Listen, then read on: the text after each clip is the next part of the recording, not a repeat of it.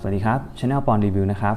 วันนี้เราจะมาพรีวิวเจ้าตัว Omega Speed Master รุ่นใหม่กันนะครับซึ่งครั้งนี้ผมก็ได้รับเชิญจากทาง Omega Thailand นะครับไปดูตัวจริงกันทุกเดือนที่สำนักงานใหญ่เลยนะครับโดยวันนี้จะนำมาให้ดูกัน4รุ่นที่มีขายเลยนะครับแล้วก็มีอีก2รุ่นที่เอามาเทียบกันให้ดูด้วยนะครับก็คือเจ้าตัว Omega First Omega in Space ของผมเองนะฮะแล้วก็ Omega Moonwatch ตัวเก่าที่เป็นไซส์ 42 มิลนะครับโดย Omega รุ่นใหม่ทั้ง4รุ่นที่จะมาให้ดูวันนี้นะครับก็จะมีรุ่นที่เป็น Sapphire นะฮะสายเหล็กแล้วก็เป็นรุ่นที่เป็นสายหนังนะครับเป็นกระจก Sapphire เหมือนกันนะฮะแล้วก็อีกตัวหนึ่งเนี่ยเป็นรุ่นกระจก Headlight นะครับแล้วก็ตัวสุดท้ายที่เอามาให้ดูเนี่ยเป็นตัว Headlight แล้วก็เป็นสายผ้านะครับทั้งหมด4ตัวด้วยกันนะครับเดี๋ยวเรามาดูไปพร้อมๆกันเลยนะฮะเดี๋ยวมาเริ่มจากตัวที่เป็นกระจก Headlight กันก่อนนะครับซึ่งกระจก Headlight เนี่ยถ้าเกิดเราหยิบมาดูนะครับสิ่งแรกที่เราจะเห็นได้เลยนะฮะก็คือตัวกระจกเนี่ยมันจะมีความโค้งชัดเจนมากๆนะครับคือมองจากด้านข้างเนี่ยเราจะเห็นความโดมเป็นโค้งมีความกลมๆอยู่แบบค่อนข้างจะเยอะเลยนะฮะจุดแรกเลยที่เราจะสังเกตเห็นนะฮะก็คือตัวโลโก้เนี่ยมันจะเป็นแบบปริ้นโลโก้นะครับไม่ได้เป็นแบบแอปพลายโลโก้เหมือนกับตัวกระจก Sapphire นะฮะตรงเนี้ยมันก็จะทำให้ความแบบไฮโซหรือว่าความอลังการเนี่ยลดไปนิดนึงนะครับแต่ก็จะได้ความคลาสสิกมาแทนนะฮะส่วนตัวสายเนี่ยจะสังเกตเห็นว่าตรงข้อกลางนะครับตรงขอบเนี่ยมันจะเป็นการขัดด้านนะฮะซึ่งจะต่างกับตัว Sapphire นะฮะตัวนั้นจะขัดเงาโดยที่บัคเกิลเนี่ยก็ดีไซน์มาใหม่นะครับผมว่าทำออกมาได้ดีสวยงามมากเลยแล้วก็ตัวข้อเนี่ยมีความเล็กมากๆนะครับซึ่งแต่ละข้อนะฮะเราจะเห็นความแยกชั้นของแต่ละชิ้นส่วนได้ชัดเจนมากๆนะฮะคือมันจะเป็นเหมือนแบบข้อเล็กๆ5ข้อเนี่ยมาประกอบกันนะครับแล้วก็ตัวสายเนี่ยสามารถตัดสายได้เยอะมากนะครับคนข้อมือเล็กๆประมาณสัก5นิ้วหรือว่าต่ำกว่า5นิ้วเนี่ยเผลอๆยังใส่ได้เลยนะฮะซึ่งพอสายมันมาเล็กแบบนี้ปั๊บเนี่ยมันก็จะใส่สบายมากขึ้นด้วยนะครับมาดูตัวสายผ้ากันบ้างนะครับตัวเนี้ยเป็นสายผ้าสไตล์แบบไนลอนนะฮะที่มีความนิ่มแบบนิ่มมากๆเลยนะคือเนี่ยเห็นครั้งแรกผมไม่คิดว่ามันจะนิ่มขนาดนี้นะฮะแต่พอหยิบจับมาปั๊บเนี่ยโอ้โหมันโค้งมันงอได้ดีมากๆเลยนะครับแล้วก็ส่วนปลายสายอีกด้านหนึ่งเนี่ยก็เป็นแบบแปะแผ่นหนังมาให้แบบนี้นะฮะมีการเจาะรูมาให้ประมาณหนึ่งแต่จุดหนึ่งเลยที่อยากจะให้ดูนะฮะก็คือความยาวของสายเนี่ยจะเห็นว่าทั้งสองข้างมันยาวเท่าๆกันมากๆเลยนะครับซึ่งไอ้แบบนี้แน่นอนว่าเวลาใส่ใช้งานบนข้อมือนะฮะมันจะเกิดปัญหากับคนข้อมือสั้นแน่ๆนะครับอย่างผมเนี่ยลองทาบดูนะฮะก็จะพบว่าแบบมันยังแบบเกินมาอีกเยอะมากๆเลยอ่ะจริงๆผมต้องเจาะรูเพิ่มประมาณสัก 2-3 รูนะฮะแต่ด้วยความที่เขาแปะแผ่นหนังแบบนี้นะผมก็ไม่ค่อยอยากจะเจาะเท่าไหร่นะครับคือมันจะแบบทำให้นาฬิกามันดูไม่ดีไปเลยนะครับเพราะว่าสายเขาทำมาดีมากจริงๆอันนี้ก็เป็นอย่างแรกที่ต้องระวังไว้นะฮะมาดูตัวที่เป็นซับไฟกันบ้างนะครับตัวซับไฟก็จะมาในแบบสายเหล็กแล้วก็สายหนังนะครับโดยที่สิ่งที่มันสังเกตได้ง่ายที่สุดนะครับก็คือฝาหลังนี่แหละจะมีการเปิดโชว์เครื่อง3861มาให้ดูด้วยนะครั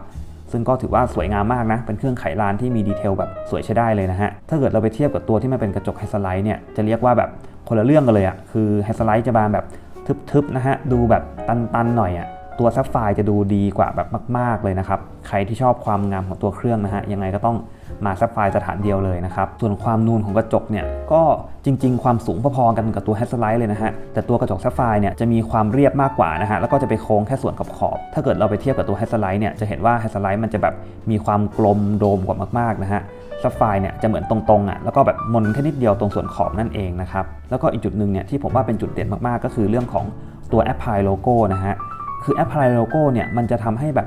นาฬิกาดูมีราคามากๆเลยนะครับโลโก้มันจะแบบนูนๆขึ้นมาแล้วก็สะท้อนแสงเล่นแสงกับรอบข้างพอสมควรเลยนะฮะดูดีมากเลยนะแค่จุดนี้จุดเดียวอ่ะผมก็ชอบมากกว่าตัวไฮสไลท์ค่อนข้างจะมากแล้วนะครับส่วนเรื่องของสายเนี่ยแน่นอนว่าพอมันมีการขัดเงาเพิ่มขึ้นมานะฮะมันก็เลยเป็นสายที่ดูมีความเดรสมากขึ้นนะครับแล้วก็ดูแบบมีราคามากๆเลยนะอันนี้ผมว่าเป็นจุดหนึ่งที่ทำให้หลายๆคนตัดสินใจมากระจกซับไฟได้อย่างง่ายเลยนะฮะเวลาเล่นแสงนะครับอันนี้ดูแบบมีราคามากกว่าดูแบบแพงกว่าเยอะเลยอ่ะคืออันที่มันอยู่บนแฮชไลท์มันจะดูสปอร์ตจัดมากๆนะครับมันจะแบบไม่ค่อยมีความลักชัวรี่เลยแต่ตัวนี้มันจะดูมีความหรูหรามากขึ้นเยอะเลยนะครับใครที่จะซื้อเนี่ยแนะนำว่าไปสัมผัสดูตัวจริงก่อนเลยนะครับให้ความรู้สึกที่ต่างกันมากๆจริงๆนะฮะส่วนรุ่นที่มันมากับสายหนังเนี่ยต้องบอกว่าเป็นสายหนังที่นิ่มมากๆนะฮะคือนิ่มจนแบบรู้สึกว่าเป็นสายหนังที่คุณภาพดีอันดับต้นๆดีที่สุดเท่าที่ผมเคยจับแล้วนะครับความนุ่มความโค้งคุณภาพ texture ทุกอย่างคือไม่รู้จะติอะไรจริงๆนะฮะอันนี้เป็นสายหนังที่ดีกว่าที่คิดดีเกินเบอร์มากจริงๆนะครับสามารถงอได้อย่างสะดวกเลยแต่ก็จะมีปัญหาเดียวกันกับพวกสายผ้านะฮะก็คือสายส่วนด้านบนมันก็จะยาวมากนะครับอันนี้ก็อาจจะต้อ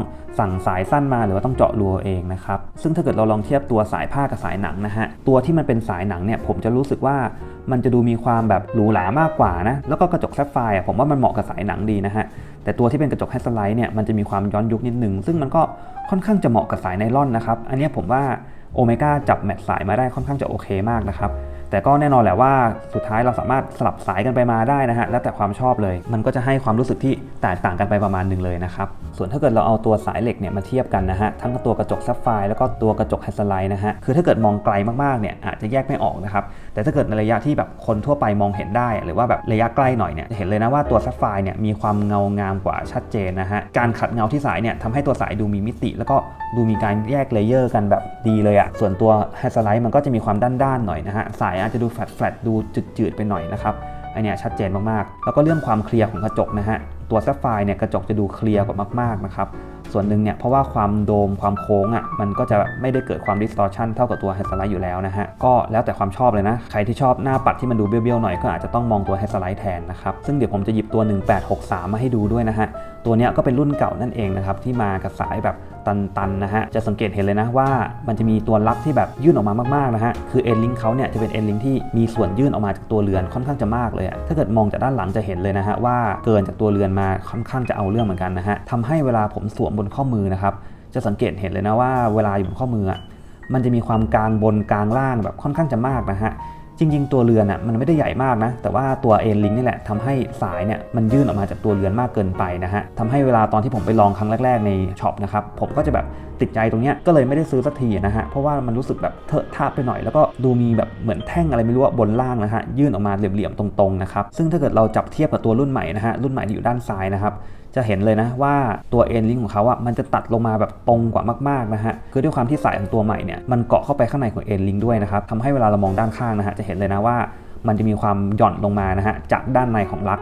ไม่เหมือนกับด้านขวานะฮะที่มันจะหย่อนลงมาจากด้านนอกของลักนะฮะไอ้ตรงเนี้ยทำให้ตัวเรือนใหม่เนี่ยสามารถขึ้นข้อมือแล้วแบบเกาะกับข้อมือเราได้ดีมากๆนะครับอันนี้เดี๋ยวผมลองขึ้นข้อมือให้ดูนะฮะมันจะแบบเนียนแบบนี้เลยนะสังเกตได้เลยว่าดูดีกว่าตัวเก่ามากจริงๆนะครับคือตัวเอ็นลิงเนี่ยไม่ยื่นแล้วนะฮะแล้วก็สายเนี่ยตัดลงมาตรงๆเข้ากับข้อมือได้ดีเลยแล้วก็ด้วยความที่ข้อสายมันเล็กอ่ะทำให้เวลาอยู่บนข้อเนี่ยมันก็จะโค้งๆกระชับกับข้อมือได้ดีมากนะฮะไม่ได้มีสเปซหรือว่ามีช่องว่างระหว่างข้อมือเรากับสายเราอะไรเท่าไหร่เลยนะฮะจริงๆต้องบอกว่ามันใส่สบายแล้วก็ขึ้นข้อได้สบายมากกว่าที่ผมคิดมากๆนะครับทีแรกผมก็คิดว่าแบบคงไม่ได้ต่างกับตัวเก่ามากแหละก็คงแค่เล็กลงนิดนึงอะไรแบบนี้นะครับแล้วก็อีกจุดนึงที่ต้องพูดถึงนะฮะก็คือตัวคราวด้านข้างของรุ่นใหม่นะครับคืออย่างที่เรารู้กันนะว่าเรือนนี้มันเป็นรุ่นที่เป็น manual winding นะครับต้องขึ้นรันด้วยมือใช่ไหมฮะเราก็ต้องคอยหมุนคราวเรื่อยๆนะครับซึ่งรุ่นเก่าเนี่ยคราวมันจะจมเข้าไปในตัวเรือนประมาณนึงอะถ้าเกิดเราลองเทียบกันดูนะฮะจะสังเกตเห็นเลยนะว่ารุ่นเก่าด้านขวาเนี่ยมันจะแบบอีกนิดนึงก็จะจมเข้าไปมิดแล้วนะฮะเวลาหมุนขึ้นรันด้วยมือเนี่ยมันอาจจะทำได้ยากนิดนึงนะฮะยิ่งคนนิ้วใหญ่ๆนะครับจะทำได้แบบค่อนข้างลำบากหน่อยแต่รุ่นใหม่เนี่ยจะยื่นออกมาค่อนข้างจะเยอะมากแล้วนะครั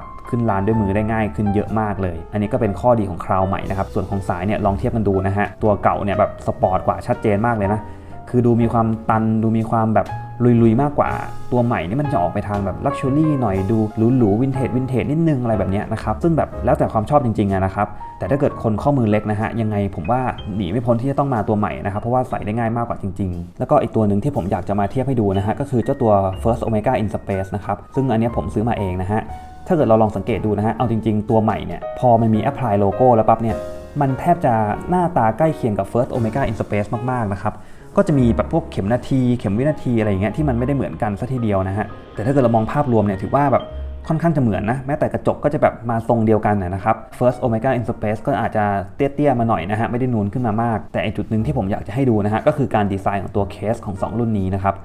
บคือตัวที่มันเป็น Moon Watch เนี่ยจะสังเกตเห็นนะว่าเคสเนี่ยมันอยู่ค่อนข้างจะระนาบเดียวกับตัวขอบเบเซลนะฮะแต่ตัวที่มันเป็น First Omega in Space นะฮะ